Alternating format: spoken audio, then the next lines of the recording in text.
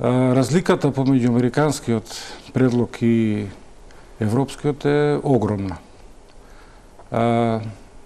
Европскиот ги застапува интересите на Украина и на Европа, не само на Украина, а американскиот е насочен кон некоја во моментов единствена шанса да се запре војната.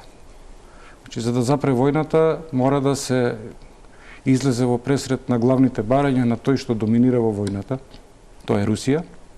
Европските земји беа затечени од овој предлог, дури од американска страна, во најголем дел State Departmentот, тоа што се дипломатите од кариера, првично го оценија како нацрт документ, нацрт предлози кои што биле наменети за интерна употреба и за понатамошна дискусија, но протекоа во американските медиуми.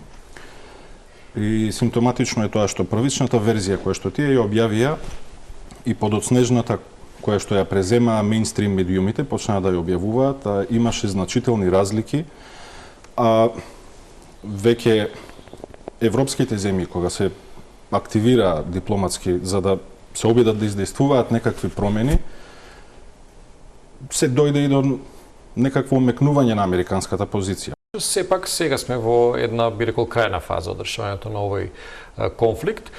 Едноставно се исцрпени можностите Украина да добие нешто повеќе од она што е ставено на маса.